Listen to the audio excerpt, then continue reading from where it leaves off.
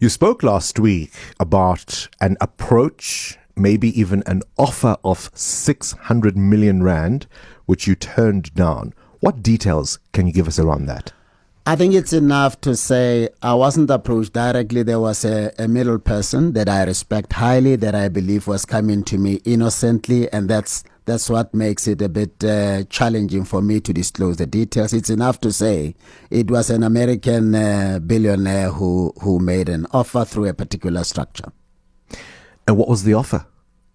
Sorry, to modernize the courts. The offer as it was conveyed to me was, we've heard you say you do take 600 million rands to modernize the courts.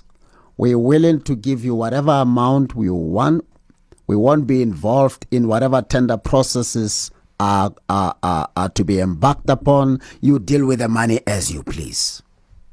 Somebody listening to that would say, that sounds like philanthropy. That sounds like benevolence. Sure. Why would you see it as capture? Because you said that's how capture begins, and that's why you turned it down. Why don't they go to the state, to treasury, and give money there? Why should I be approached directly? Why should it even be a secret approach?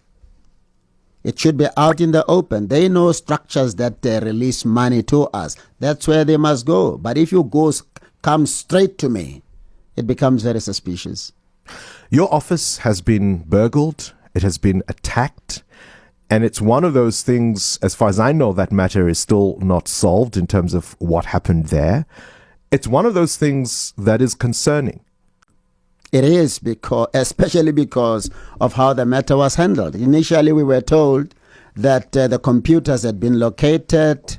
They are with some business person. They will be brought back, and the person would be arrested. But we only got to know via the media that the case was withdrawn. We were not formally informed. It was only when I had a meeting with the Minister of Police and complained that a formal letter came that they are no longer pursuing the case. And that's that. And that's it.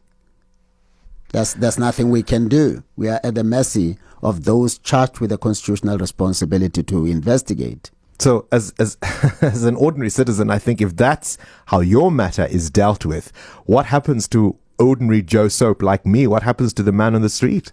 I think that's a question best, answered by them. Yeah. All right.